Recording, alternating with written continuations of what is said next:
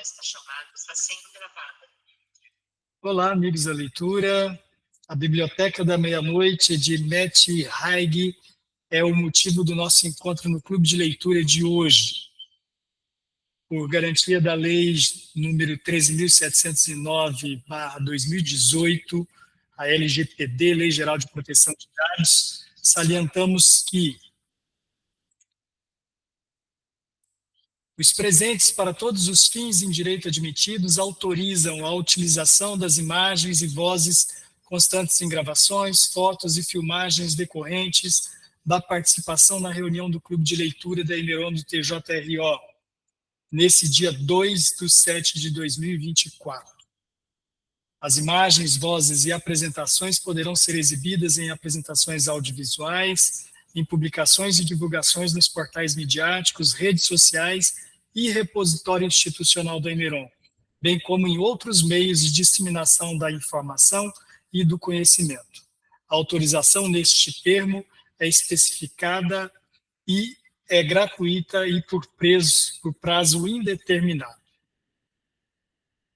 Daqui a pouco eu disponibilizo o link para a presença no chat. Eu destaco hoje o jornalista Gustavo Sanfelice, que é da equipe da SECOM, da Emeron, pelo apoio e pelo cuidado constante que ele dispensa a esse projeto, que é o Clube de Leitura.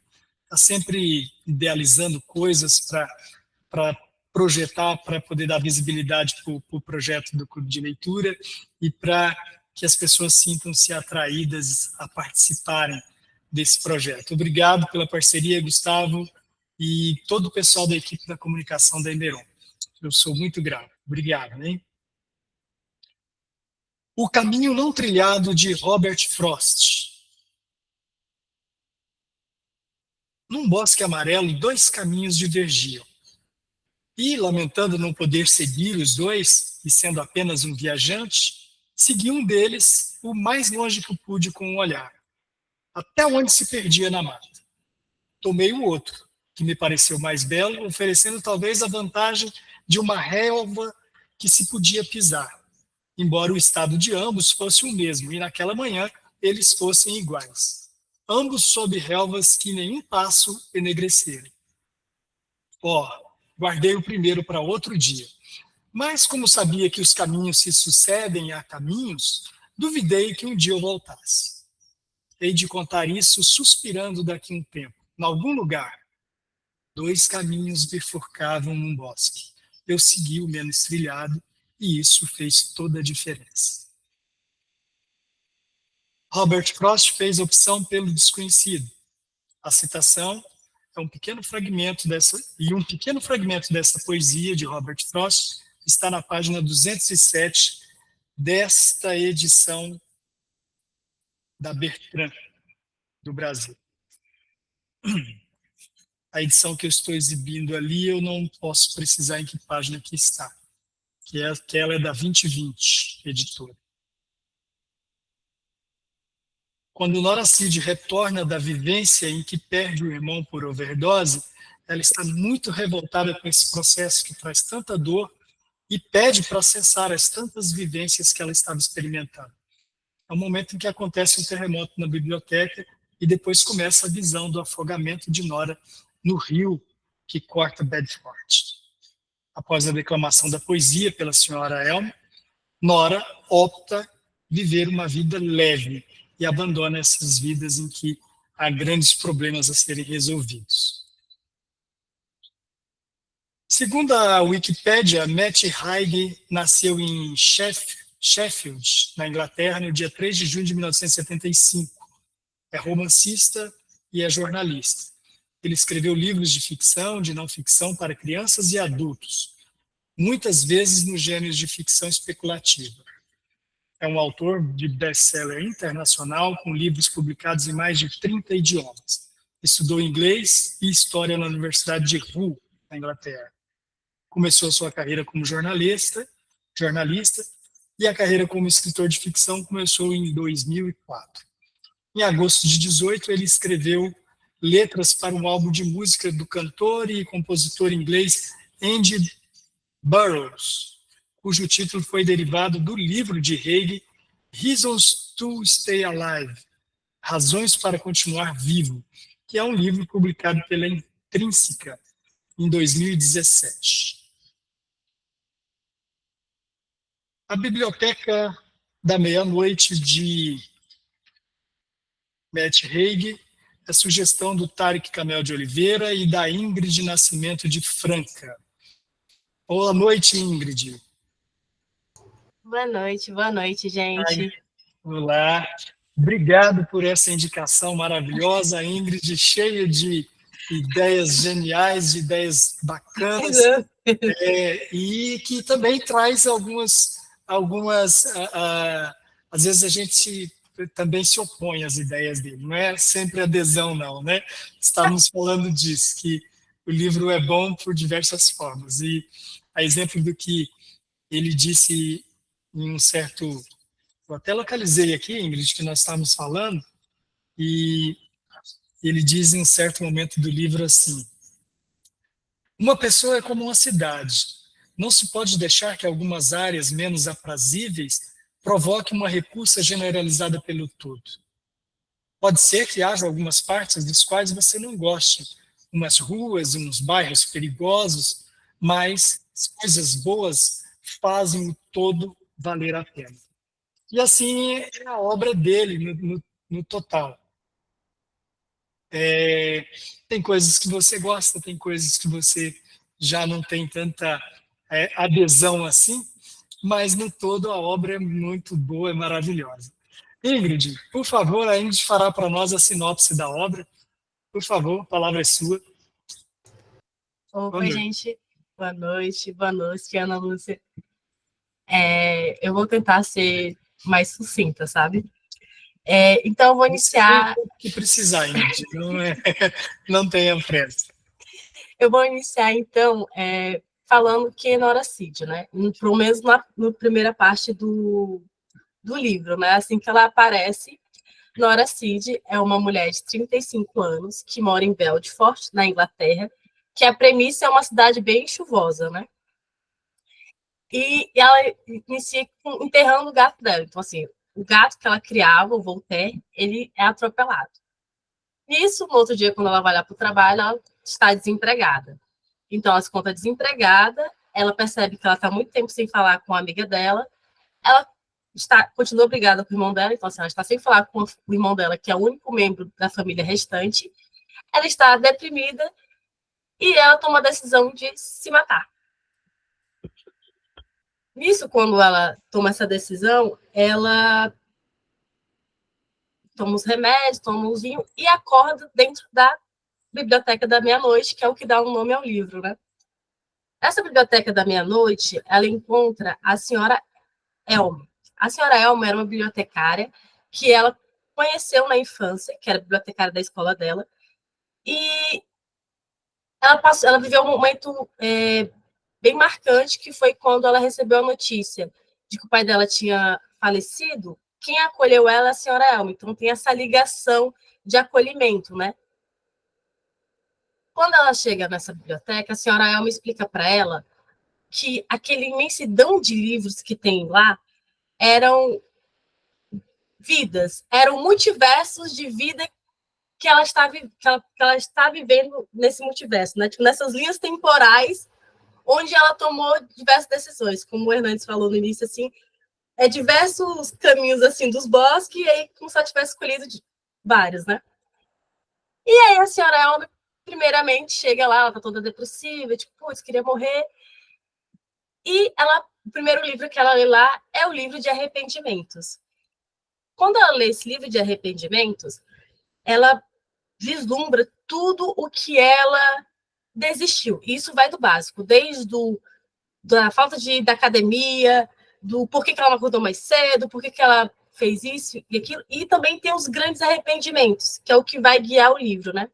Que é o arrependimento de não ter sido glaciologista, que é uma pessoa que estuda geleiras, de não ter feito mestrado em filosofia, de não ter continuado, não ter sido um astro do rock, se ela tivesse continuado a nadar, se ela tivesse casado, se ela tivesse ido para Sydney, enfim, arrependimentos que ela vislumbra como marcantes na vida dela, porque ela tem essa visão de que ela desistiu de tudo. Tipo, ela foi desistindo, foi se arrependendo e foi virando uma bola de neve muito grande.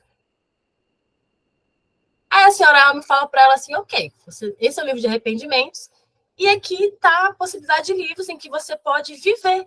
Se você não tivesse, por exemplo, um casamento, se você tivesse casado, esse é o livro e você vai viver essa vida. Se você chegar nessa vida, que assim, você vai ser transportado para essa vida. Se você perceber que essa vida ela é tão boa, você vai começar a viver ela e você vai esquecer da Biblioteca da Meia-Noite. É tipo uma segunda chance de vida. E nisso ela aceita. E ela se lembra do D, que era um noivo dela, que ela desistiu acho que um mês antes para casar.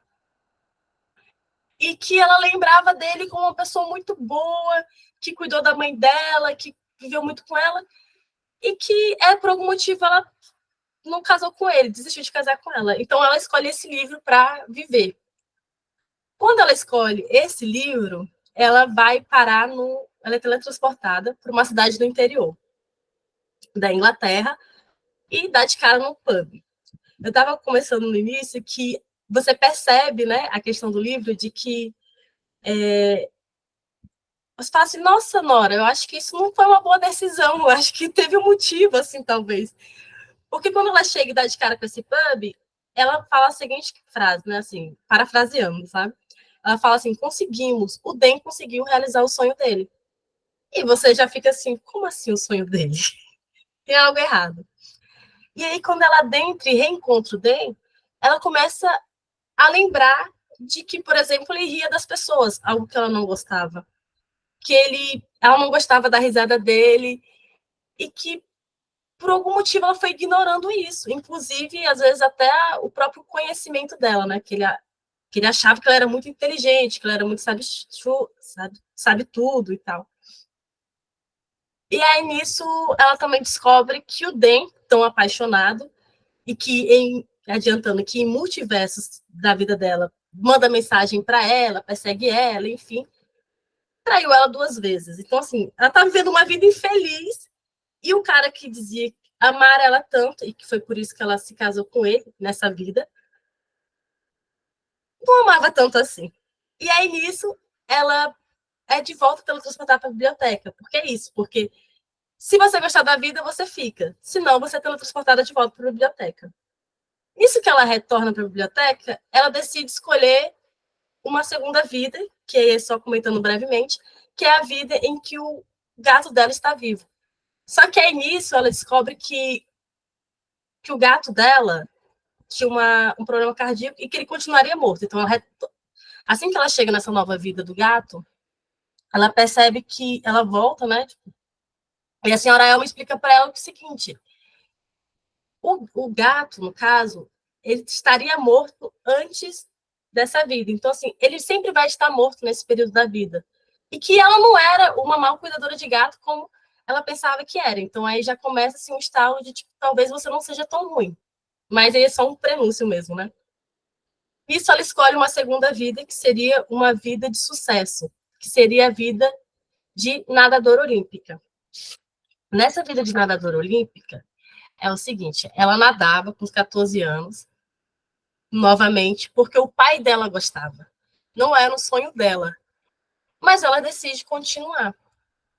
Quando ela pega esse livro para ler, ela é teletransportada para um hotel em que ela vislumbra que ela, tipo, ela foi para as Olimpíadas, ela ganhou medalhas, e agora ela é uma escritora de sucesso, daquelas estilo você consegue.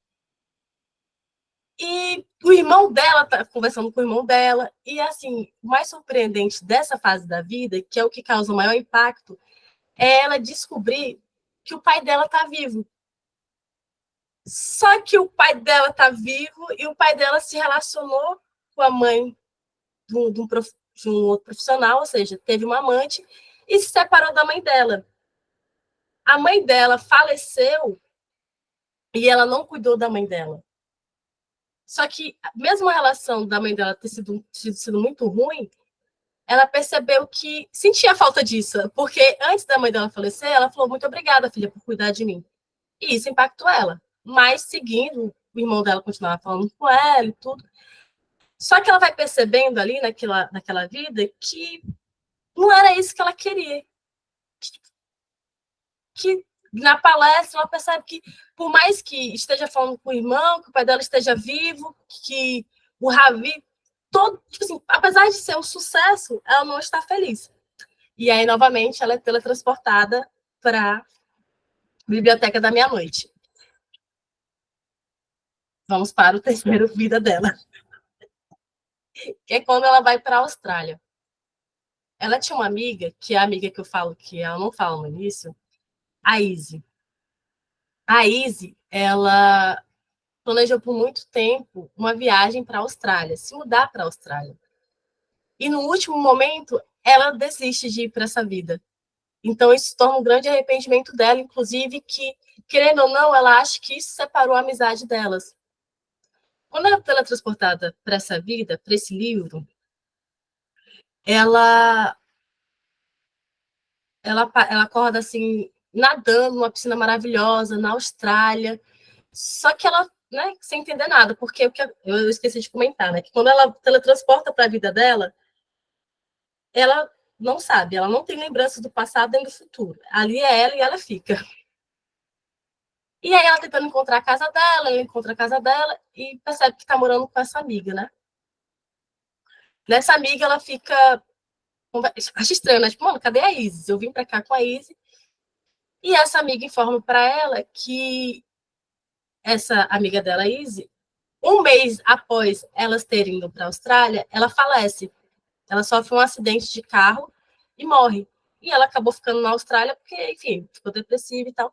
E é uma dor muito forte, e essa dor muito forte faz ela ser teletransportada para a Biblioteca da Meia-Noite novamente.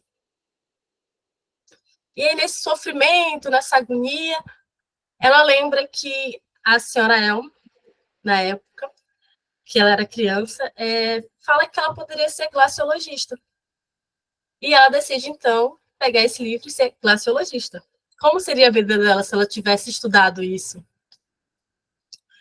E aí ela é teletransportada para um navio em Svalbard, que é muito legal porque você vai pesquisando também, né? Tipo, o que é um papagaio do mar, o que é Svalbard, inclusive os ursos polar, enfim.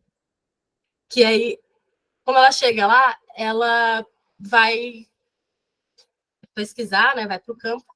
E eu acho que é nesse momento que é o ápice não, tipo, é um dos momentos que se inicia realmente a mudança dela, que ela vai fiscalizar lá, né, ser a protetora da equipe, e é lá onde ela se depara com o urso polar.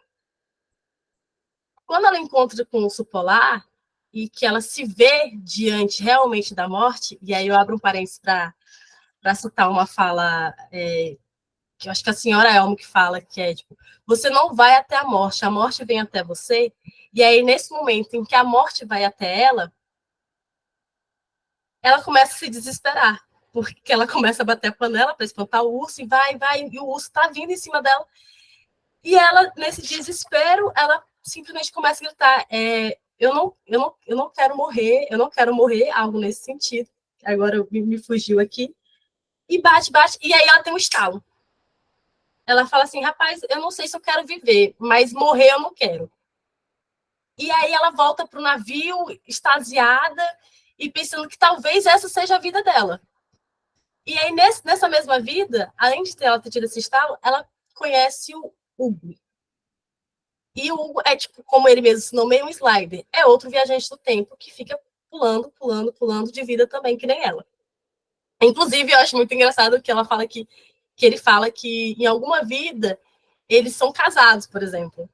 E ela percebe que, assim, gente, muito bom, me despertei, mas acho que não é essa vida que eu quero. E volta normalmente para a Biblioteca da Meia-Noite. Nesse sentido, ela vai para ser astro do rock. E aí, no que ela decide ser astro do rock, e se eu não tivesse desistido da banda de quando ela era criança, que ela formava com o irmão dela, o que teria acontecido? Será que eu estaria falando com o meu irmão? Será que teria tudo certo? E aí é a segunda história que ela também tem outra grande emoção, que ela se vê no palco, no que ela se vê no palco, ela sente toda aquela vibração famosa. Ela fala que é um poder muito grande, tipo, você se sente... Ah! E aí ela tá assim, nossa, eu tô feliz. Eu acho que eu nasci pra ser um astro do rock. Eu tô bonita, tô cantando, olha o poder que eu tenho. E aí é muito engraçado também, porque ela descobre que namorou o Ryan Bailey, que é um ator sempre citado durante o livro, que ela é muito fã e tal, e ela fica, nossa, o sonho, aquela coisa assim, bem adolescente de sonhos se realizando. E o que eu amei também nessa parte é que ela está fazendo show em São Paulo, então a gente consegue vislumbrar o Palácio de Tangaraú, lá do Oscar Niemeyer. E isso ela tá lá fazendo a entrevista e ela, putz, cadê meu irmão? Porque o grande arrependimento dela de ter desistido da banda, que também, novamente, não era um sonho dela, era de poder ter falado com o irmão, de ter mantido essa relação com o irmão dela. E aí, nisso, ela tá dando uma entrevista para um podcast, ela descobre, no meio de tudo lá, que o irmão dela faleceu, né? Teve uma overdose e faleceu. E aí ela sente uma dor enorme novamente, é transportada de volta para a biblioteca da meia-noite, e nesse desespero de, meu Deus, eu não aguento mais, sabe, toda vida eu estou sendo infeliz, toda vida tem um problema, toda vida tem uma dor. E aí a senhora Elme vem com uma coisa meio de pequenas coisas. Às vezes a gente quer ser um astro do rock, quer ser um glaciologista internacionalmente reconhecido, quer ser várias coisas, mas às vezes está na simplicidade.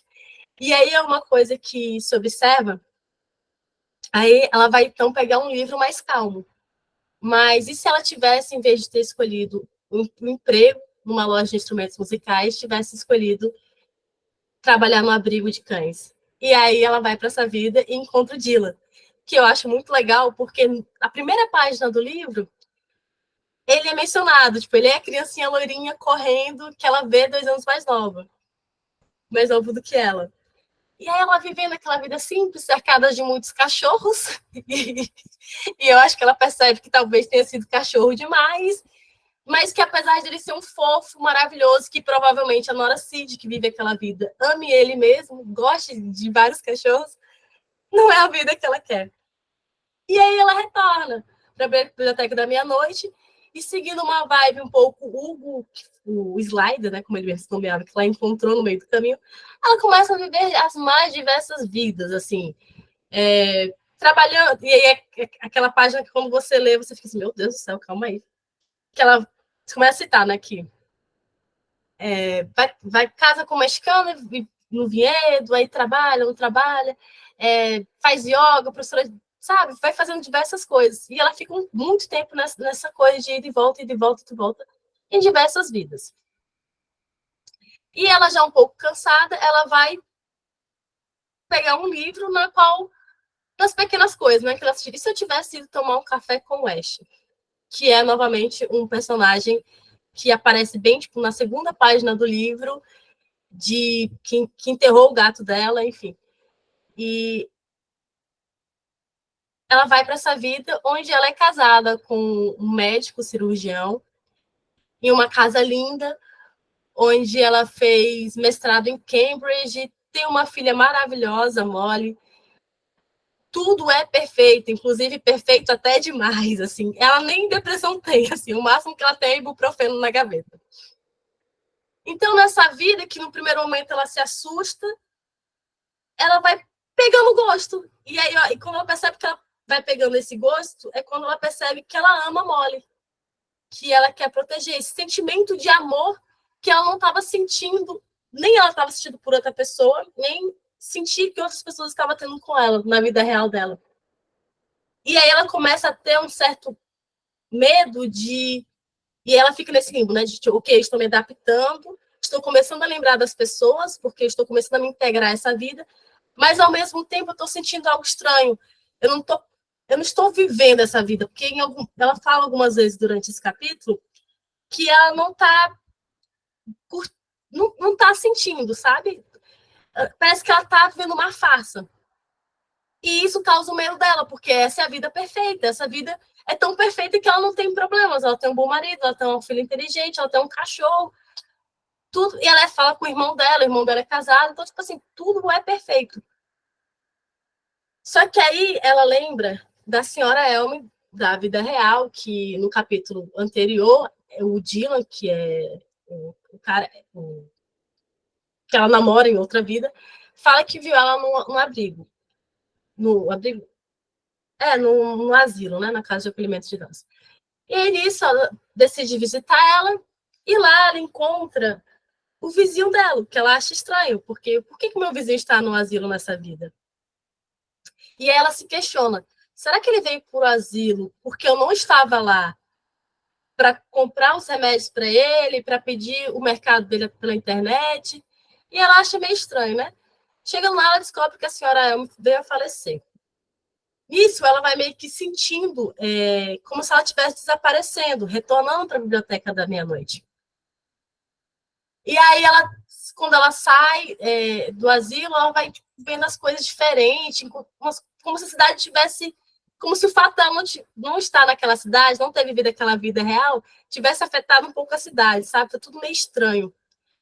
E aí ela vai andando, e vê uma movimentação, uma confusão, e encontra um policial prendendo um jovem, né? Um adolescente, que é o Léo, que era um adolescente da qual ela dava aula na vida real de piano para ele. E aí ele está sendo preso e ela fala assim, não, mas ele é um bom menino, eu conheço ele e tal. E o policial fala, não, ele já roubou várias vezes. Tipo assim, nossa, ele não é um bom menino, assim, tipo assim, ele tá cometendo alguns crimes aqui. E ela começa a sentir que vai desaparecendo, e ela desaparece. E ela retorna, então, para a Biblioteca da Meia-Noite, que é quando ela volta, assim, com muita raiva mesmo. E quando ela volta com muita raiva, ela encontra lá a senhora Elmer, assim, a biblioteca tá se acabando, assim, tá se acabando. E aí a gente vai, tipo assim, tá literalmente para as últimas páginas, que me provocou, assim, né? Ela vai para a última página, a biblioteca vai sendo destruída, e a senhora Elmer fala para ela bem assim, tem um livro que ele, o único que, tipo assim, as coisas começam a pegar fogo, os livros começam a pegar fogo. E a senhora Elmer fala assim, olha, tem um livro que se você conseguir pegar ele, você vai conseguir viver, você vai voltar para a vida real. E aí, naquela vai, corre, desesperada, ela encontra o livro e ela escreve assim, eu vou até... Ela escreve diversas coisas, né? Tipo, ela tenta descrever Nora precisa viver, nada acontece. E aí ela lembra que a senhora me fala que quem precisa está carente de algo. Aí ela muda para Nora decidiu viver, nada acontece. Ela escreve Nora estava pronta para viver, também nada acontece. E ela vai se desesperando, tipo, a biblioteca está pegando fogo, está desaparecendo, tudo está se acabando. E aí, no último resquício, ela escreve, eu estou viva. E ela, volta para a vida dela, real. E aí ela se encontra toda vomitada, e ela se levanta, tipo, ela está tendo uma overdose dos medicamentos que ela tomou com vinho, e se arrasta, e vai pedir ajuda para o senhor Barnes, que é, tipo, o vizinho dela, que não está no asilo, porque ela comprou comida para ele e pediu os remédios, sabe? Fez todo esse procedimento. E aí ele socorre, e aí o irmão dela aparece uma hora depois, porque preocupado com ela, tipo, pedindo desculpa, tipo, poxa, desculpa aí eu ter desaparecido, eu tava meio mal, tava bebendo, tava usando umas coisas. E aí começa assim, ela tipo assim, ela começa, tipo, a entender isso, né? Tipo, a viver, entender não, acho que é justamente essa a palavra. Ela não passa a entender a vida, tipo, a vida continua ruim, continua do mesmo jeito que ela deixou. Só que ela decide, então, viver ela. E aí, essas últimas páginas é uma constância de risadas, porque por mais que você tenha, no início do livro, você subentende que esse vai ser o final do livro, você tá muito feliz por ela, porque não é que virou um mundo, um paraíso a vida dela. Só que ela decidiu viver. As dores vão continuar lá, assim como as dores existiam em todas as vidas dela, tipo, tudo. E aí ela começa assim, tipo, aí ela vai pro hospital, retorna, aí ela chega e agradece lá o vizinho dela, e ela percebe que o vizinho dela sempre entregava flores para ela, porque ele cultivava um jardim, e que ela ia continuar dando aula pro menino. E, enfim, eu acho que, em resumo, tem muitas frases durante esse livro sobre essa questão mesmo de, tipo, vamos viver, né? E aí, mas ao mesmo tempo que pega muito na gente nessa questão dos arrependimentos, né, que a gente tem. Então, enfim, assim, vou finalizar aqui para dar tempo para debate, mas assim, apesar de, só para finalizar mesmo, é um livro assim que, apesar de simples, pega muito na gente nessa questão de arrependimentos que vai se passando, sabe? A gente vai esperando, às vezes, o momento perfeito, e aí ele se passa, e aí, quando ele se passa, a gente se arrepende disso, e em vez de tentar executar isso que a gente tinha planejado, a gente continua a bola de neve se arrependendo, sabe? Então, enfim, finaliza aqui a minha fala, espero. Acho que eu acabei confundindo um pouco, assim, meio atrapalhando algumas coisas, mas eu acho que deu para pegar a ideia principal de viagem no tempo e vamos viver a vida que a gente tem. Tranquilo, Ingrid, foi ótima a sua apresentação, é realmente isso que a gente encontra na história, né? E essas tantas... Gente, já quem quiser participar, colaborando com o comentário, por favor, só levantar a mão para a gente ir tomando nota, tá? A história é muito boa, eu gosto dessa conclusão que você faz, de dizer que não mudou nada, mas mudou tudo, né? Não mudou nada, mas mudou tudo, porque mudou a forma dela enxergar as coisas, né? Ela estava enxergando as coisas com mais amor pelas coisas. Na verdade, é o que estava faltando. E ela tem, nesse personagem que ela assume, que em relação ao Ash, né? Ela, em relação ao Ash, ela aprende, né, sobre o amor. Ela sente o amor e daí ela estende isso para as demais coisas, né? E daí ela vai tendo essa paixão pelo mundo e o desejo, apesar de antes, no enfrentamento com o urso, ela já tem esse desejo de viver, ela experimenta o primeiro momento desse desejo de não morrer, né? Na verdade, você colocou ela no desejo de não morrer. Não era ainda o desejo de viver, porque ela não sabia o que ela queria viver, mas era um desejo de não morrer. Já começa lá com o enfrentamento com o urso. E ali, quando ela descobre o amor, quando ela descobre e o amor cotidiano, né? Ela não descobre o amor por um popstar, isso ela já tinha vivido na vida dela como roqueira. É na hora que ela descobre o amor cotidiano mesmo, o amor com pessoas que têm defeitos, né? Pessoas que são mas que estão ali todo dia junto de você e que, como no caso da Molly, né? Que acorda de madrugada e faz você perder sono, mas tá ali, né? Essa pessoa que você ama. E ela descobre esses amores. E daí ela acaba descobrindo pelo lugar também, né? É quando ela volta e vê a casa dela mudou totalmente, mudou o rumo da finalidade inicial daquelas edificações, né? Que eram, a descrição das casas são muito bonitinhas e tal, de repente vira um monte de blocos de kitnets, parece. Ela não usa essa expressão, mas a gente começa a pensar nessa forma. Que daí o vizinho dela saiu, ela sai, e tudo está abandonado, e os jardins. Não tem mais jardim. E uma coisa que para ela era indiferente, de repente ela começa a a valorizar. Cadê o jardim? Daí ela começa a comprar flores e tudo. Então é maravilhoso, a história é muito bacana, esse despertar. Gente, quem quiser se inscrever, já temos um inscrito que é a Ingrid, eu já passo para você, tá, Ingrid?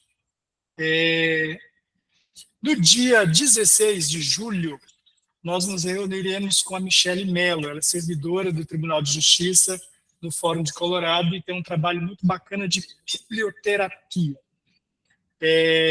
Eu tive a oportunidade de participar de uma das reuniões dela e fiquei encantado com a delicadeza e com o cuidado que eles tratam esse trabalho da biblioterapia. Essa é também uma das formações da Michelle. Ela é especialista em biblioterapia e mediação de leitura literária. Então, nós vamos ter como explorar a Michelle de várias maneiras. E ela falará de tudo isso e também será como uma continuação do que nós conversamos com a Abel na última reunião. O Abel falou sobre edição de livros. Então, ela falará sobre uma dessas alternativas para editar um livro, que é a forma como ela está fazendo, né? Que o livro dela, você contribui e depois o livro sai. Primeiro você compra o livro, depois o livro sai editado. E ela já está em vias de edição, já está selecionando capa, está selecionando já o tipo de miolo, essas coisas assim. Já está na fase, já logo o livro dela estará em mãos. Mas ela vai trazer essa experiência de como publicar dessa maneira. Vocês vão achar que eu estou insistindo demais no tema como publicar. Eu vejo que o tribunal tem muitos valores e pessoas muito competentes para publicação. Eu até pedi acesso ao acervo da Mostra Cultural para começar a trazer as pessoas que inscrevem trabalho na Mostra Cultural, trabalho de escrita, né? De contos, de poesia, mais a poesia, que lá eu creio que eles não tiveram de contos ainda, tiveram de poesia. E trazer essas pessoas para nós conversarmos. Nós tivemos a Luzia aqui outro dia, ela também é dessas que inscreveu obras suas na Mostra Cultural, então é um acesso que eu quero ter a esse acervo para começar a selecionar pessoas do acervo. E a Michelle vai falar disso com a gente no próximo dia 16 de julho. Tá? Ingrid, você quer fazer uma complementação? Pode fazer. Não, eu só ia comentar que você falou da questão do amor. Em todas as vidas em que a Nora tentava a relação com o irmão dela, né? Nunca estava 100%, sempre tinha, tirando a vida perfeita, né? Quando ela casou com Ash. Sempre tinha alguma coisa, ele era empresário, mas nunca parecia ser 100%, porque a sensação que tinha, que eles nunca tinham tratado aquela problemática. E na vida real, tudo foi resolvido, tipo, eles conversaram, assim como a Isa, tipo, ela mandou mensagem, então assim, a sensação que se tem é que, tirando a vida perfeita, na vida real foi o único momento que ela realmente melhorou a relação com o irmão dela, mesmo que em outras vidas eles se dessem bem, sabe, assim? Entendi. Esse é um dos pontos até que nós estávamos falando agora há pouco, sobre pontos que às vezes a gente discorda do autor, né? E eu discordo, algumas vezes até comentei com o Jorge, que está presente ali também, sobre essa questão dele explicar muito as coisas. Às vezes você já percebeu, mas ele faz questão de ir falar sobre aquilo que você percebeu. Nesse caso do irmão, acontece isso. Há um momento em que você percebe em que quando ela vem em uma vivência em que a banda não é o centro de convergência deles, eles se dão bem, né? E isso ele faz questão de explicar para a gente. E isso fica evidente na relação deles, como eles se amam e como eles precisam um do outro, né? Você tinha falado do gato Schroeder. Você vai falar alguma coisa do gato? Não, foi só a questão mesmo, porque ela cita diversas teorias, cita filósofos, e aí às vezes você vai pesquisando, e eu confesso que eu não lembro agora, você estava comentando alguma coisa, você só Sim. sabe quando vive, sabe? Você não consegue adivinhar assim, antes de viver. Certo. E aí passou um comentário que, por exemplo, seed significa sementes, né? Tipo, então, às vezes, querendo ou não, o autor ele começa a se relacionar. O nome dela, seed, significa semente. Então seria... uma coisa, sabe? Bem legal. Não, isso tem muito a ver com análise literária. Você identificar essa... Porque é igual na Bíblia, né? Você pega um que é batista, é o que batizou Jesus. O que é da mesma maneira, né? Os nomes têm esse liame com a atividade ou com a personalidade da pessoa, né? Eu, por exemplo, sou um guerreiro grande da floresta. Nada a ver. Thelma, pode falar, Thelma. Boa noite a todos. Boa noite. Eu tenho vários comentários, vou fazer só um, porque eu quero ouvir os outros para ver, conforme a oportunidade, eu entro no assunto. Daí você volta, né? Isso. Nessa ida e volta de Nora, eu ficava torcendo para não dar certo, acredita? Quando ela ia para uma vida, eu falei, se ela gostar? Eu ficava lendo e pensando, e se ela gostar, gente, ela vai morrer? Então, eu não queria que ela morresse, né? Eu queria que ela voltasse. Aí acontecia algum BO lá, ela voltava.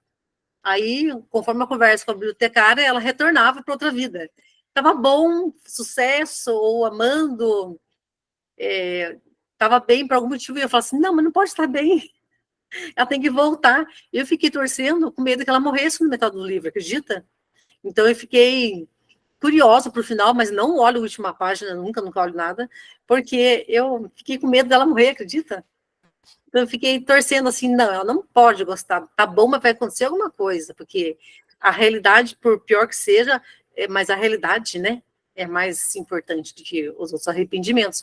Tanto que ela não voltou para um lugar perfeito, ela voltou para um lugar que houve um arrependimento e ela foi tentar ver se esse outro caminho seria melhor. E todos teve uns poréns, ela retornava, né? Então foi isso. Eu fiquei torcendo para ela voltar para não ser boa nenhum momento, sabe? Quando ela retornava, eu gostava. Eu fiquei acompanhando ela assim. Era esse comentário. A questão do final é muito bom a maneira como ele retorna, que você abordou aí. Eu acho que a volta dela na mesma realidade foi uma ótima sacada, sabe? Sim. Esse é o tipo de coisas boas que faz você gostar da cidade, né? Que eu citei agora há pouco. É a coisa boa que faz você gostar da cidade, porque eu acho que, como eu já falei sobre a questão da explicação, agora eu estou fazendo o que ele faz, de ficar explicando. Atrapalha, mas um final desse, por exemplo, da maneira que foi, eu achei maravilhoso. Eu acho que ele não precisava, por exemplo, ele acrescenta mais 4 capítulos falando como se fosse um coach, explicando sobre a vida, sobre a alegria da vida, sobre... E daí esse tipo de coisa eu ficar, para que isso? Vamos cortar isso aqui. Eu tenho um amigo escritor e às vezes ele passa algumas coisas para mim, né? E eu pego e falo para ele, corta isso. E daí eu falei, bicho, eu vou parar de... a Ingrid está falando ali, né? Que pensou a mesma coisa. E de fato, daí você tem hora que você fala, não, isso aqui dá para cortar. Mas não é um problema de um livro mal editado, o livro é muito bem editado. Eu acho que ele tem alguns problemas. Por exemplo, lá no começo, quando ele diz assim, ela era uma cachoeira de desculpas. Gente, um livro de 9 milhões de exemplares vendidos, uma cachoeira de desculpa. Não tinha uma figura melhor. Então, mas daí você vai vendo o livro, vai lendo, e você tem abordado a questão do gato de Schrödinger, né? O Hugo explica para ela o que é o gato de Schrödinger, né? Em algum momento ele diz para ela que é o momento quando existem várias linhas. Você usou a expressão mais apropriada, Ingrid. Você falou que é usado mais nos livros nerds, mas como é que é o nome? Multiverso? Multiverso. Obrigado. Exatamente. A física não vai utilizar esse termo, multiverso, mas a literatura nerd já aborda como esse termo, né? E então o Hugo explica para ela que o gato de Schrödinger é o momento em que você tem a sobreposição de várias versões, né? Que é um multiverso. Mas o que é o gato de Schrödinger? Vou tentar explicar de forma breve. É um experimento de física quântica, um autor de física quântica, que é o Schrödinger, ele tenta explicar, ele descreve matematicamente a física quântica. E a partir dessa descrição matemática dele, você consegue explicar um monte de coisa no universo. E com base nessa descrição matemática dele, começam a fazer interpretações sobre essas questões de multiverso. e ele discordava disso. Para ele exemplificar por que ele discordava, ele cria o experimento do gato de Schrödinger, do gato. O que seria o experimento? Você pega um gato, uma caixa, coloca um gato dentro. Só que dentro dessa caixa vai existir uma partícula, uma partícula atômica, qualquer partícula, pode ser. O fato é, as partículas, essas partículas atômicas, eu falo atômica no sentido do tamanho, né? Elas se desintegram, elas perdem força. Então você vai colocar um medidor de força. E a física e essa descrição matemática da física quântica que ele faz, ele consegue prever em que momento há essa decomposição, essa partícula se decompõe. Só que você faz isso com milhões de experimentos, com muitos experimentos, para você chegar à conclusão que em momento tal acontece a decomposição da força dessas partículas. No caso do experimento do gato de Schrödinger, ele coloca um gato, coloca uma partícula e coloca esse detector que existe, isso não é fantasia. No momento em que a partícula perder força, esse detector vai acionar um martelo que vai quebrar um vidro onde tem um veneno. E esse gás que vai ser elaborado por esse vidro quebrado vai matar o gato.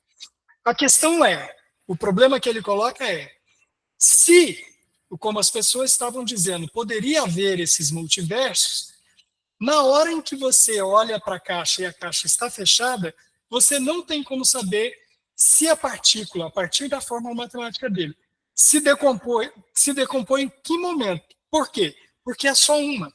E para a matemática, a observação a partir de um exemplar é muito pouca. Você precisa de muitos exemplares para você determinar o momento em que acontece a decomposição. Para um, você nunca vai saber se ele já se decompôs ou não, mesmo estando no ponto em que a fórmula diz que aquela partícula se decompõe naquele momento. E daí ele diz, naquele momento em que deveria decompor, aquele gato vai existir. Há chances de 50% dele estar vivo e 50% dele estar morto. Havendo essas duas possibilidades, o gato está vivo e morto. Então, existiria duas versões do gato para quem não abriu a caixa, ele vivo e ele morto, já que existe uma ciência que determina que aquela partícula atômica se decompôs. Essa é a questão do gato de Schrödinger. A partir daí, as pessoas começaram a criar essas ideias, não só a ficção, a física também começou a criar a ideia de multiversos, de multifacções. E essa história, não por dedução minha ou da Ingrid, ela é baseada nesse experimento de Schrödinger. Por quê? Porque a Nora Cid, ela tem diversas opções, ela tem uma biblioteca infinita de possibilidades. Tem uma parte muito bacana, quando, eu não vou lembrar a página, quando ela fala... abri em cima, que bom. Estava marcado, daí abri em cima. Quando ela fala, ela diz o seguinte, primeiro, que essa biblioteca ela é uma metáfora do mundo, das nossas vidas, né? Depois eu volto para a questão da biblioteca ser uma metáfora, porque existe uma outra referência aqui, que eu acredito também que não é aleatória, eu penso. E elas amam xadrez, tanto a senhora Elme quanto a Nora Cid. E elas jogam xadrez na biblioteca enquanto decidem por qual livro ela vai optar vivenciar. E ela diz para Nora o seguinte, só há um jeito de dispor as peças no tabuleiro de xadrez. E existem milhões de variações depois dos primeiros 6 movimentos. E depois de 8 movimentos, passam para 288 bilhões de posições diferentes, depois de apenas 8 movimentos no tabuleiro de xadrez. Ela fala, e essas possibilidades continuam a crescer à medida que vai movimentando peças. Há maneiras possíveis de jogar uma partida de xadrez que a quantidade de átomos de todo o universo observável não é suficiente. Então fica muito confuso. E não existe jeito certo de jogar. Existem muitos jeitos. No xadrez, como na vida, as possibilidades são a base de tudo. Cada esperança, cada sonho, cada arrependimento, cada instante da vida pode determinar uma vida. Então, ela coloca traça esse paralelo com o xadrez, que eu achei maravilhoso. E aqui ela deixa uma outra... ele deixa, né, o Matt Haig, ele deixa uma outra... tipo um easter egg, né, para o leitor, que é quando ele fala... isso fica muito confuso. À medida que vai aumentando as possibilidades, ele fala, isso fica muito confuso. E o Schroeder fala exatamente isso quando ele faz quando ele faz o experimento do gato. Ele usa exatamente essa expressão de que fica muito confuso. Então, ele não coloca aqui, por acaso, o termo isso fica muito confuso, que ele vai ficar confuso mesmo. Pessoal, eu não tenho ninguém inscrito para falar, tá? Se alguém pretende, eu vou me estendendo aqui enquanto não aparecem inscritos, tá? Eu falei que existe uma outra possibilidade da metáfora da biblioteca. Essa outra possibilidade, eu fico maravilhado com ela, porque nós estamos falando de um autor inglês, que é o Matt Haig, e eu tenho aqui em mãos um autor argentino, que é o Jorge Luiz Borges, né? Borges, né? Mas vou falar Jorge. Como eu falei Haig, vou falar Jorge. O Jorge Luiz Borges, ele tem nesse livro ficções, e que foi publicado originalmente, agora vejam que não é por acaso. Jardim de Veredas que se bifurcam. Exatamente o que o Robert Frost, na poesia que eu li na abertura, é uma poesia que fala sobre... Vamos à poesia. A poesia é Caminho Não Trilhado, e ele fala no final: 2 caminhos bifurcam num bosque, e aqui é o jardim dos caminhos das veredas, que é caminhos que se bifurcam. Então, ele cita o Robert Frost, quando lá na biblioteca, quando ela tem aquela visão do afogamento, ela cita o Robert Frost e fala dos caminhos que se bifurcam no bosque. Eu acho que esse momento é outro easter egg, quando ele está falando que isso aqui também é fonte. Por quê? Isso aqui é um livro de contos, e existe um conto chamado Biblioteca de Babel. Um conto maravilhoso em que ele começa descrevendo a Biblioteca de Babel, e ele são hexágonos, e ele começa a descrever esses hexágonos. Cada hexágono com tantas prateleiras, são 4 prateleiras, 2 portas.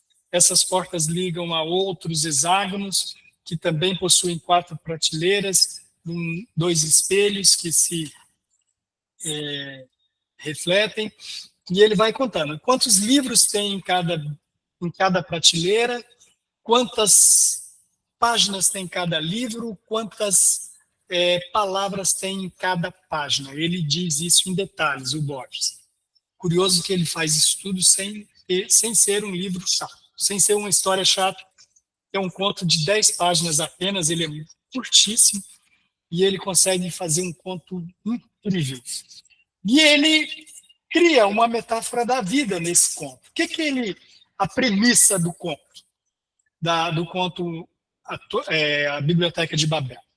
É de que você tem 25 sinais em suas mãos. São 23 letras, o espaço, o ponto e a vírgula. São 25 sinais, e a partir da combinação desses 25 sinais, você escreve toda a história da humanidade, vivida, a viver e passada. Você só precisa combinar essas letras de maneira a ter a história, toda a minha história e possibilidades de histórias que eu teria.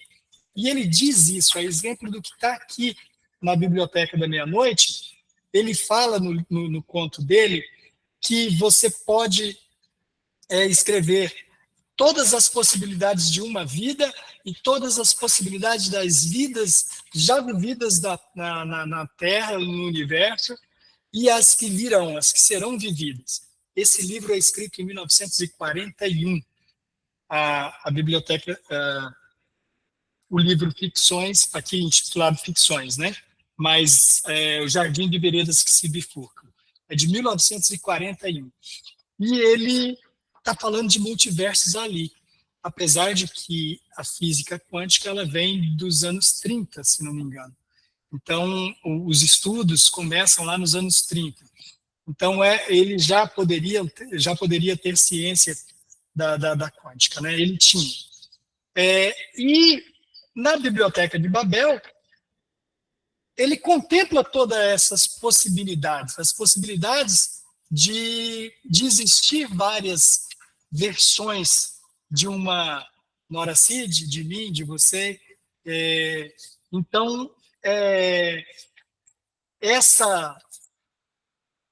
ele diz sobre a biblioteca, ele diz assim: não me parece inverossímil que em alguma prateleira do universo haja um livro total. Rogo aos deuses ignorados que um homem, um só, que ainda que seja há 1000 anos, tenha examinado e lido este livro. Se a honra e a sabedoria e a felicidade não são para mim, que sejam para outros. Que o céu exista, embora meu lugar seja o inferno. Que eu seja ultrajado e aniquilado, mas que, num instante, um ser tenha acesso a essa biblioteca, acesso a esse livro que conhece tudo, né? E a essa enorme biblioteca, e que isso justificaria a existência da biblioteca. Porque essa biblioteca, a princípio, ela parece inútil. Existir tantas histórias, tantas versões, e elas não serem aproveitadas, né? Então, se a gente conhecer o catálogo que demonstra o acesso a essas histórias com sentido, daria sentido à existência dessa biblioteca, que é a vida, né? Daí ele diz assim: a escrita metódica me distrai da presente condição dos homens. A certeza de que tudo está escrito nos anula ou faz de nós fantasmas, que é as versões que o Matt Haig vai falar, né?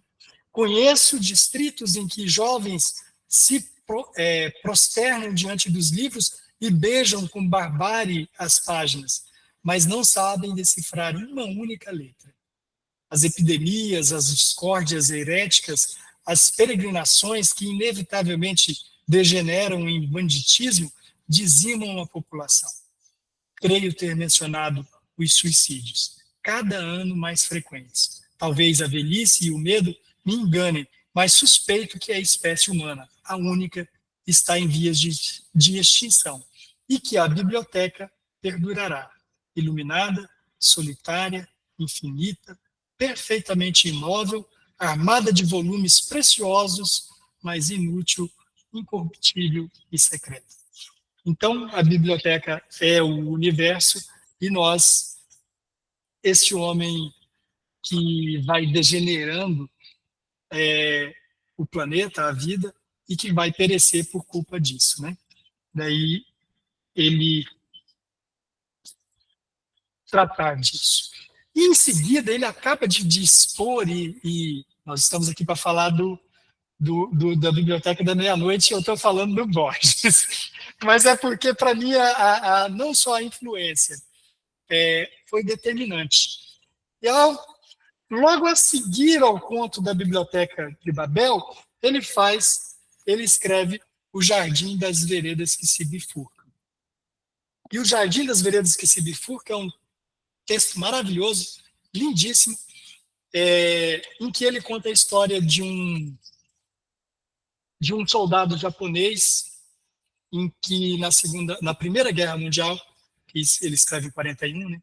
Na Primeira Guerra Mundial, ele alia ao exército alemão, e ele mesmo sabendo odiado pelo seu general, ele foi dada a ele uma missão, e ele decide cumprir essa missão.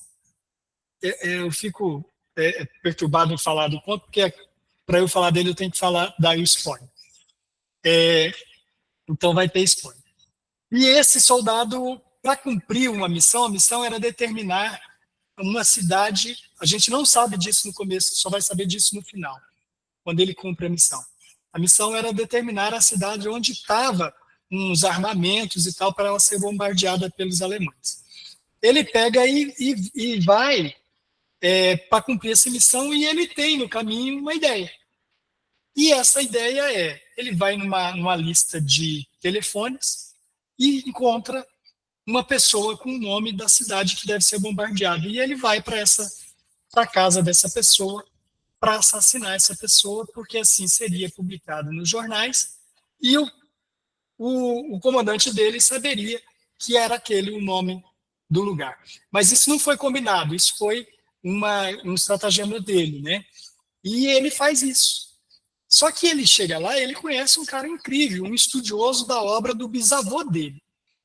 E esse cara escreveu uma história que é atemporal. E a história não tem uma cronologia. E daí esse cara foi o único, que é um inglês, que ele fala, não tem uma cronologia e um morto de repente aparece, porque a história foi contada em multiversos. Então ele destrincha a obra do bisavô do cara que estava há dezenas de anos publicada, e não, que era um nobre lá, e não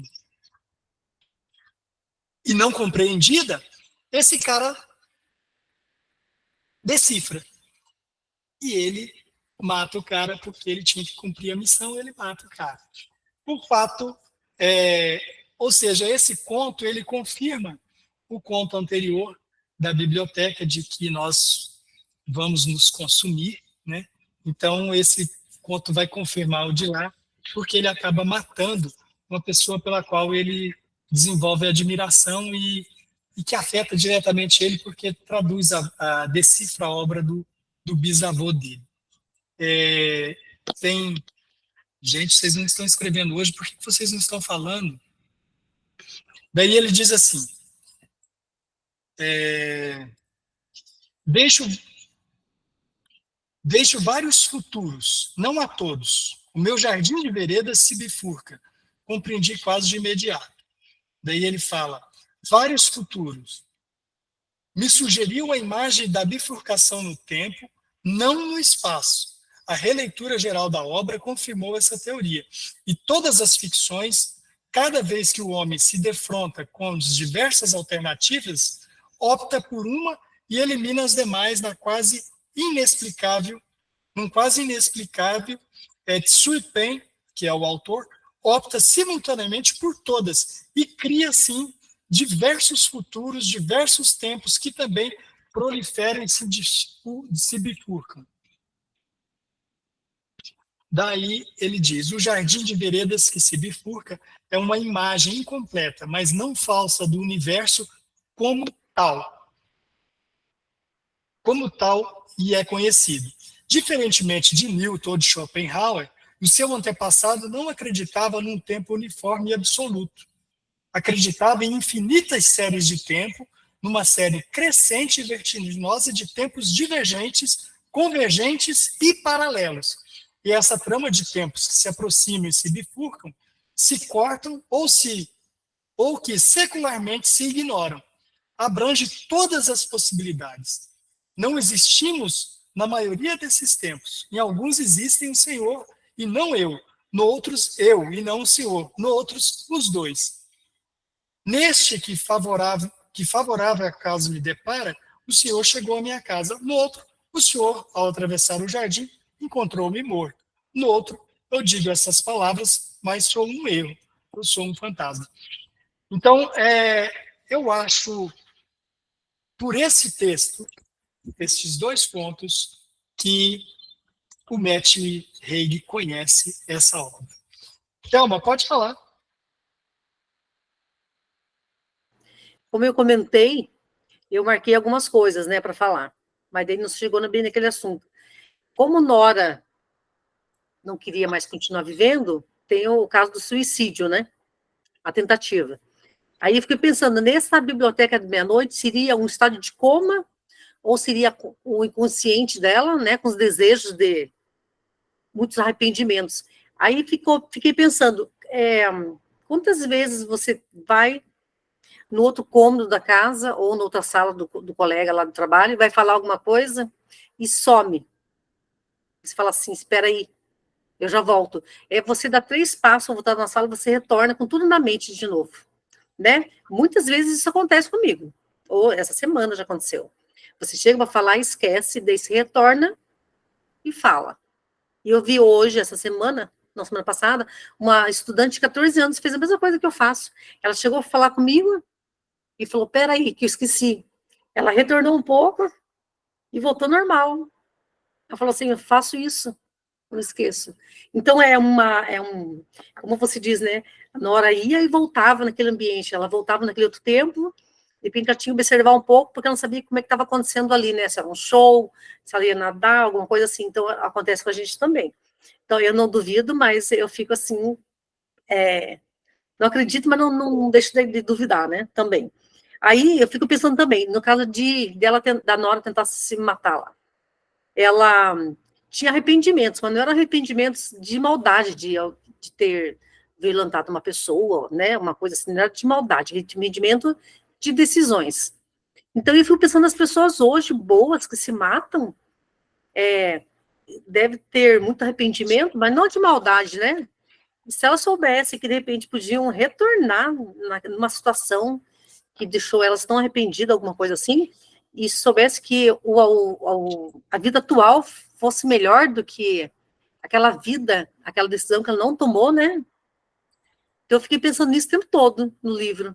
Quando ela retorna e volta, pega outro livro lá, né? E as pessoas que se mataram, né? Tipo, se Nora não voltasse, ela teria morrido, né? Então, eu fico me perguntando, pessoas que a gente conhece tão boas que se mataram. Algum arrependimento, que não deixaram nada escrito, foi tão forte que nem sequer chegaram a escrever, né? Não deu tempo. E se soubessem que a vida atual é melhor que tudo, tanto que foi uma família boa e tudo, né? Aí eu penso assim também, se eu pudesse, claro que eu gosto da minha vida, né?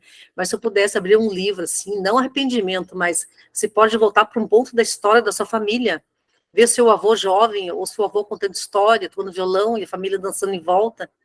E a minha mãe conta muitas histórias, mas que a gente volta lá quando ela começa a contar, sabe? Eu estive no Paraná agora, ela conta muita história, assim, que eu viajo junto. Mas que eu tô lá, sabe? Até imagino meu avô novo, que eu nunca vi, né? Sempre mais idoso.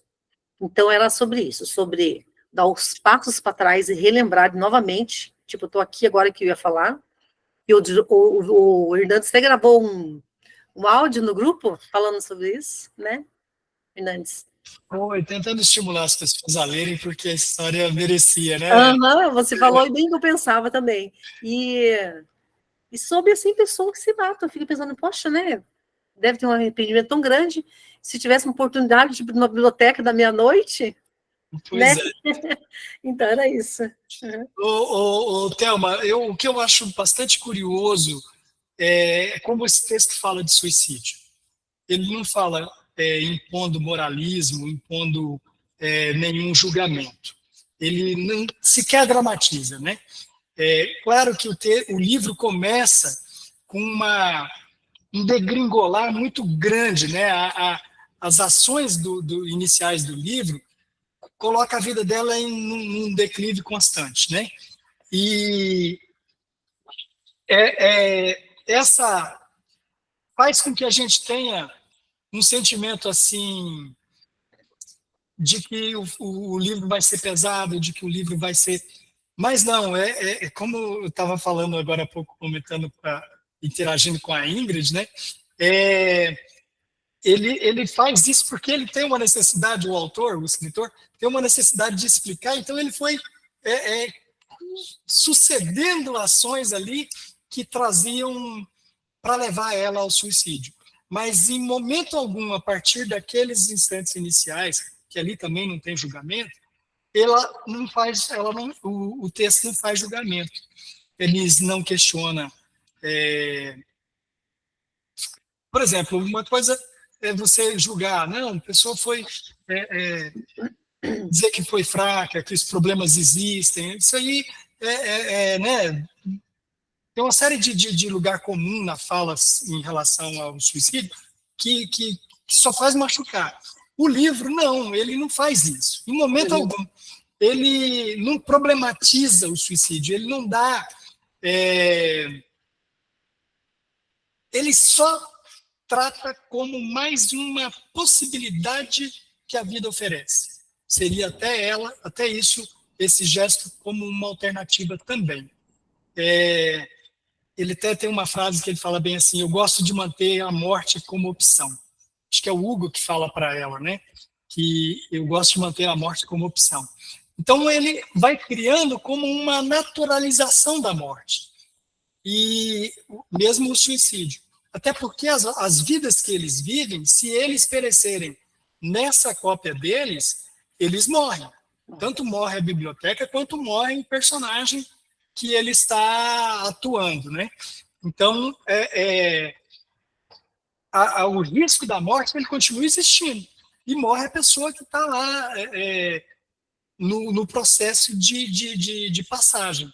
Porque toda essa história aqui é nesse processo de passagem, naquele instante que nós comentamos na outra ocasião aqui, lá na Lorena, quanto tempo dura morrer, né, que a Lorena questionou tanto no livro Primeiro Eu Tive que Morrer. Então, quanto tempo dura morrer? Aqui também, toda a história aqui é nesse instante, que lá no Machado de Assis ele vai falar em 30 minutos, que lá na Clarice ela também vai questionar quanto tempo qual a duração dessa morte. Eu já passo para ti, Ingrid.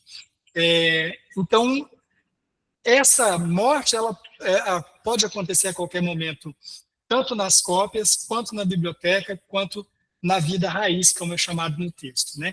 Então, o que eu queria salientar é que o suicídio aqui ele não é tratado da maneira como socialmente tratamos o suicídio. Ele é tratado de uma maneira naturalizada, como mais uma possibilidade, mais uma opção que a vida oferece. Então, não há julgamento. Existe nessas cópias dela, nessas cópias dela que ela acessa, né? Uma busca pelo acerto, uma busca pela compreensão de que ela tem que existir um momento em que a vida dela tenha um sentido que mereça ser vivida, né? Então, é um livro, um lugar em que a vida pode ser realizada com alegria, com desejo de continuar a viver. Ingrid, pode falar. Não, só comentando aí, que me veio à mente agora um livro que eu li muitos anos atrás, nessa questão do tempo da morte, que é Quem é Você, Alaska, que era uma febre de John Green, né, na época. E nesse Quem é Você, Alaska, ela morre. E aí tem uma seguinte frase que eles falam, que ela morreu rápido. E o personagem principal pergunta, o que é morrer rápido? E se nessa morte, nesse 1 segundo de tipo que bateu o carro, ela sentiu a pior dor possível do mundo dela, sabe? E aí foi bem, falei, gente, eu adolescente, eu fiquei, meu Deus, estou um pouco com medo de falecer agora.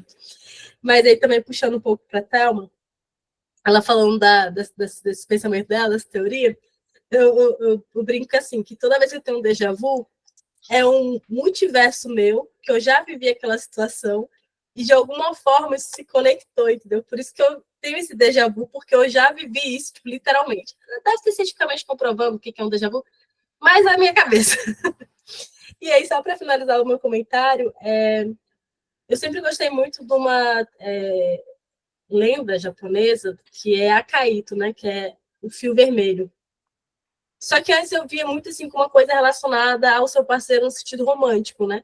Da palavra, que não importa o que a vida te leve, você vai sempre estar ligada pelo dedo, não sei, é dedo anelar, eu acho, porque é o que liga aqui ao coração a essa pessoa. Só que aí depois eu tipo, lendo mais, eu vi que isso é muito relacionado às amizades. E aí, tanto no livro, quanto tipo, eu consigo observar um pouco na minha vida, que tem pessoas que, mesmo eu tendo escolhido outros caminhos, mesmo se eu não tivesse escolhido esse caminho, eu ia encontrar essa pessoa, eu ia conviver com essa pessoa. Talvez não, tipo, não tivesse criado um laço de amizade, mas, assim, essas pessoas que era para me encontrar, eu iria encontrar elas em algum momento da minha vida, tipo, mesmo se eu tivesse escolhido outro caminho, sabe? Então, assim, pessoas com quem vocês estão ligados na linha vermelha, segundo a lenda japonesa, você vai encontrar. E aí é muito doido, porque, mais especificamente, é uma amiga minha do Rio de Janeiro, veio trabalhar aqui, e mesmo se a gente não tivesse se encontrado nesse trabalho, se não tivesse decidido sair do meu antigo trabalho e ir para esse, a gente ia se encontrar, porque no futuro ela ia para aquele trabalho, sabe?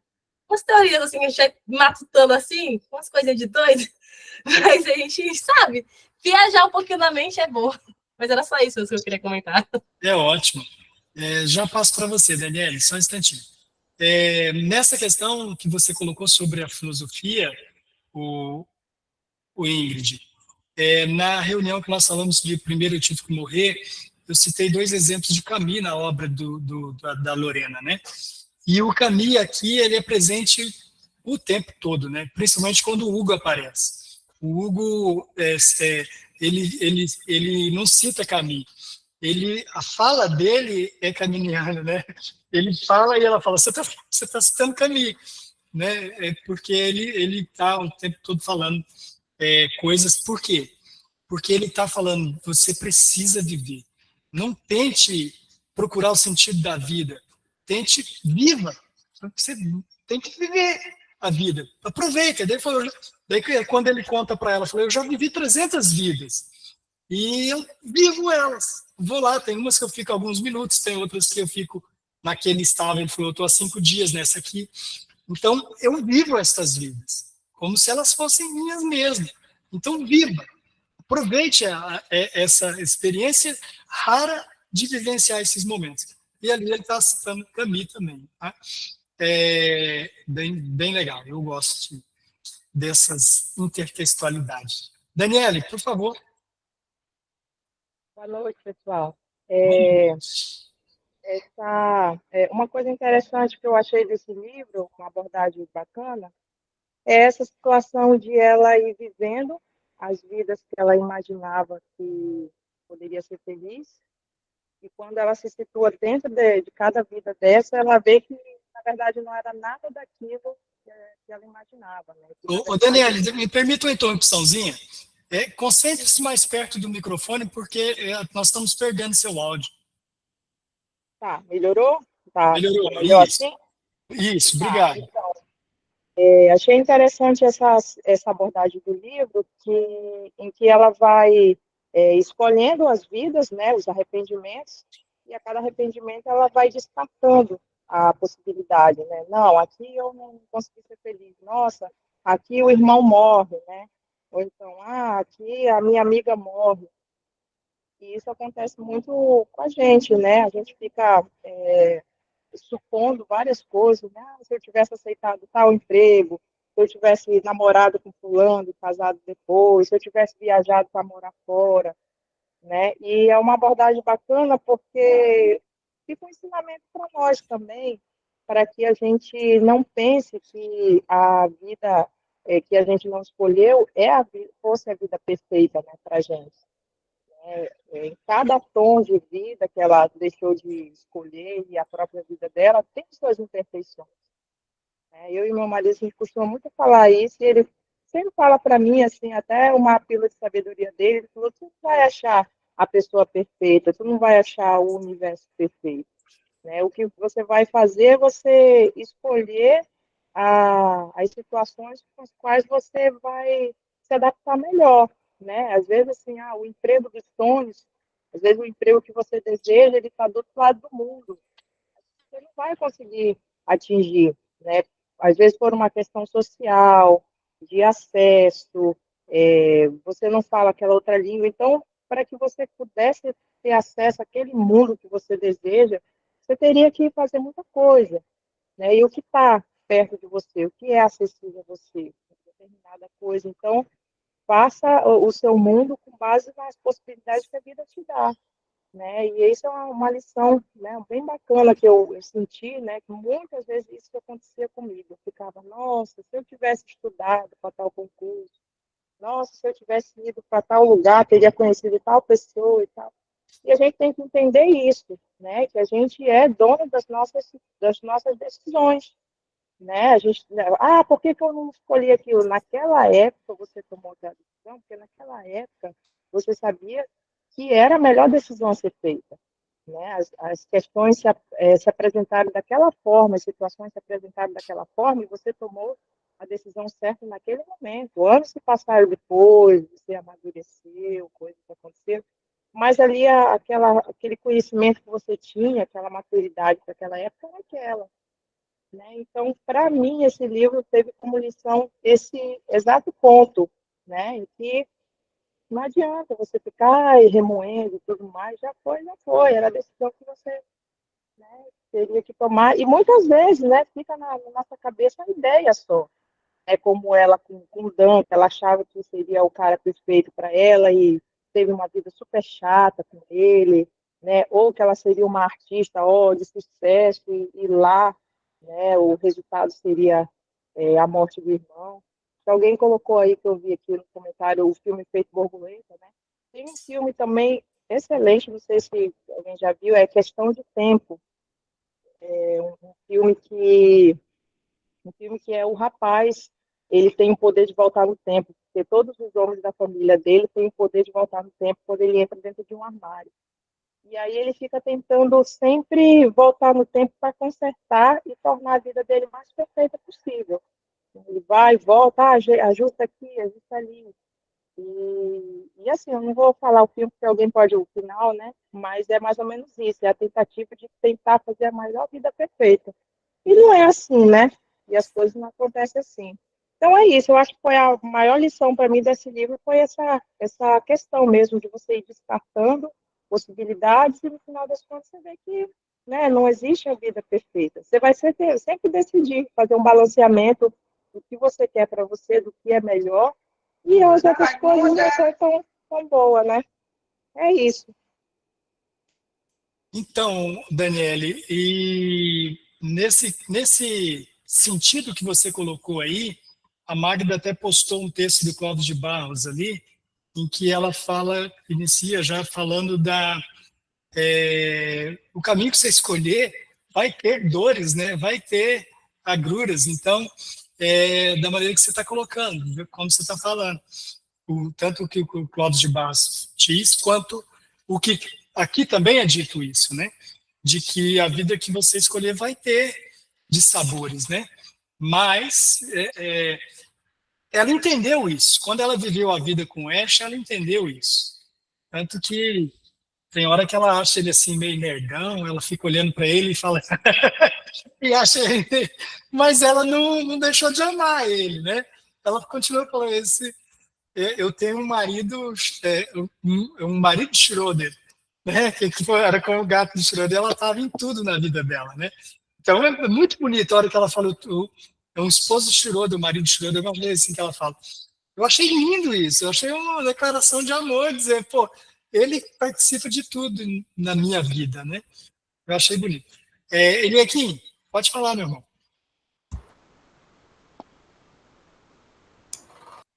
Beleza, boa noite a todos.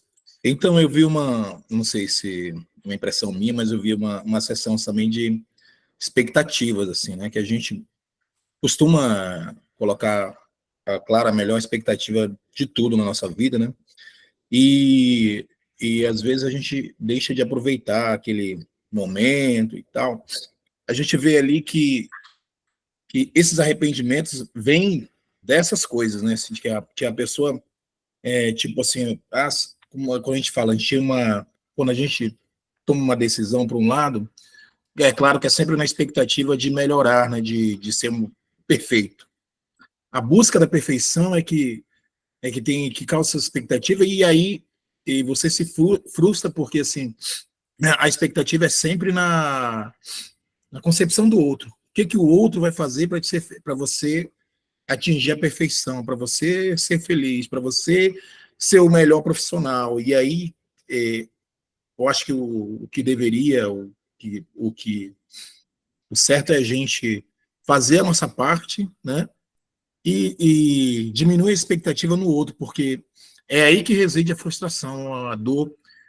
E ali eu vejo que quando poxa, ela começa a perdoar lá no final o irmão, que ela acha que ela começa a ser mais leve com a situação lá no final, ela vê que assim, a felicidade não está no que o outro falou, no que o outro fazia, mas do modo que ela via a situação, ou seja, ela estava vendo sempre, como a gente fala sempre, o copo vazio, né? Em todas as situações da vida dela, a gente vê que ela vê tudo vazio. E aí, quando ela puxa, na verdade, ela começa a olhar o jardim, começa a ver a, a perspectiva da vida dela dar aula de piano e tal, ser uma coisa boa, uma sensação boa, ela começa a ver o lado cheio do copo. E aí sim que ela vai começar a aproveitar essa vivência dela. Eu acho que esse livro tem, não sei se para vocês mostrou bem isso aí, ou então está bem implícito. Para mim, eu senti essa visão aí, assim, de que você às vezes coloca muita expectativa nas coisas que você vai fazer, tipo profissão,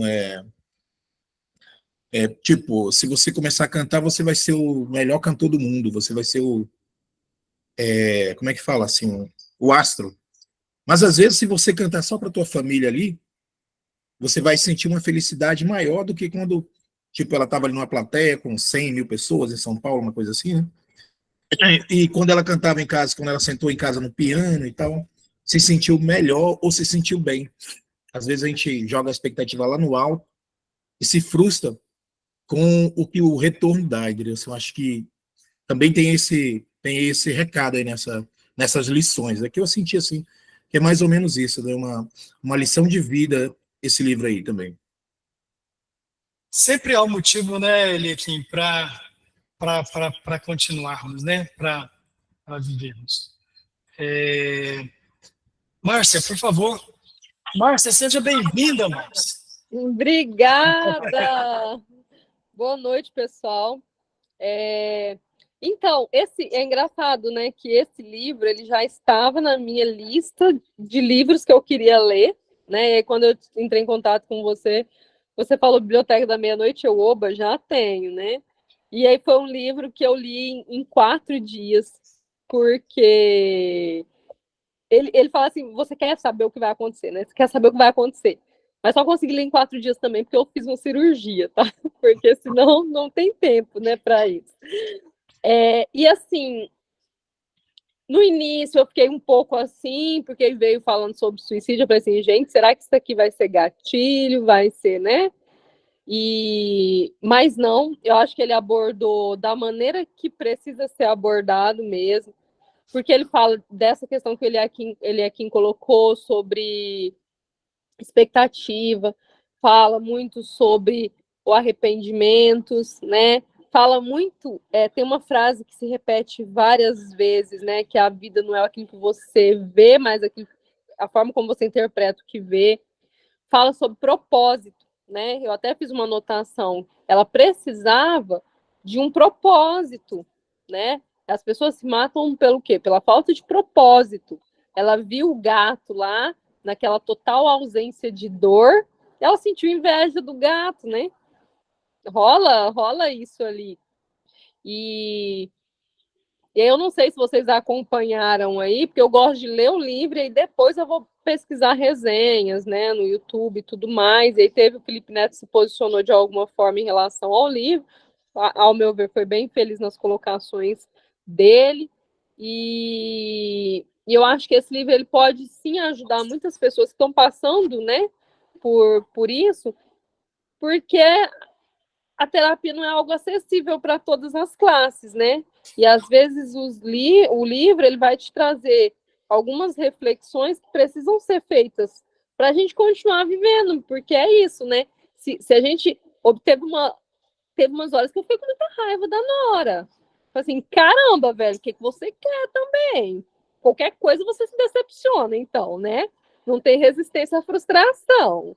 E, tanto que quando ela tá lá com o Hugo, que ela volta para a biblioteca, é porque, tipo, ela não curtiu o lance deles ali, ela se decepcionou com aquilo. E eu pensei, putz, tá difícil te ajudar, né? Mas, assim, achei muito bacana o livro, foi uma leitura muito gostosa, e, enfim, essas observações que eu tenho. Obrigado, Márcia. Espero que as nossas conversas tenham te atraído para ser frequente a sua presença aqui conosco. Será sim, principalmente porque é online, o horário ajuda também, e gostei bastante. Ótimo, seja bem-vindo. Teríamos mais coisa para tratar, principalmente na questão o objetivo da vida é felicidade, né? Isso é uma questão filosófica que vem desde Sócrates, vem discutindo essa questão sobre a felicidade, se o propósito de viver é para felicidade ou não, né? Camus também dá a sua opinião, aqui no livro tem o Camus aqui diversas vezes falando, e ela gosta especialmente de um autor, né? Esqueci qual que é o nome dele agora, em que ela cita com bastante frequência, mas eu não fiz um levantamento Acho que é Thoreau. Thoreau, eu não sei pronunciar, gente, aí fica difícil. Thoreau, exatamente. Em que ela cita com muita frequência, ela faz o doutorado dela voltado para isso. E se nós pegarmos lá de Sócrates até chegar em Nietzsche, que é um filósofo mais próximo de nós, né, e dos grandes, né, Sartre e Nietzsche, que está mais perto, nós veremos que, chegando em Nietzsche, ele vai dizer a vida é trágica. Você pegar lá nos gregos, os gregos não criam a tragédia à toa, né? Essa forma de contar a história com tragédia, eles criam porque eles enxergam a vida como algo trágico. E vem até Nietzsche você encontrando na filosofia essa abordagem de que a vida é trágica. Aqui a gente vai ter uma outra perspectiva, né? Porque por mais que ela seja trágica, você tem soluções e a Nora Cid faz isso, né? Ela quer uma vida com felicidade. E daí o Hugo, com frequência, pergunta para ela, não tanta frequência, porque eles tiveram 2 encontros, mas você quer que a vida seja felicidade, não fica procurando, fica questionando, né? Mas a questão da tragédia e a questão da vida, como determina Nietzsche que ela é trágica, né? Não vamos ter tempo de aprofundar nisso, de falarmos mais. Mas é só uma provocação para que nós pensemos sobre o sentido e os propósitos, né? Sobre se realmente a vida, se o propósito da vida é a felicidade, né? Mesmo com as teorias religiosas ou as teorias, você vai ver nas teorias religiosas, mesmo a cristã, você vai ver um segmento entende que o corpo é para sacrifício, o outro vai entender que não, que as glórias dos filhos de Deus é para ser vivida aqui também, é para ser aproveitado aqui também. Então vai ter várias correntes que pensam de maneira contrária. Mas ficar essa reflexão sobre o viver e o como viver, né? Se viver O fato é que sempre é uma busca, né? Nosso tempo já se esgotou. Eu agradeço a presença de todos. Muito feliz. Obrigado, Ingrid, pela sugestão. Obrigado, Tarek, pela sugestão. A obra foi muito feliz na sugestão e a obra é muito rica. Obrigado a todos. Uma boa noite. Boas leituras. Boa noite, gente. Boa Bye, noite. bye. Até o próximo encontro. Até. Até o próximo que nós teremos com a Michele. Tchau, tchau, pessoal. Boa noite. Boa noite, Márcia. Seja bem-vinda. Obrigada. Tchau, tchau.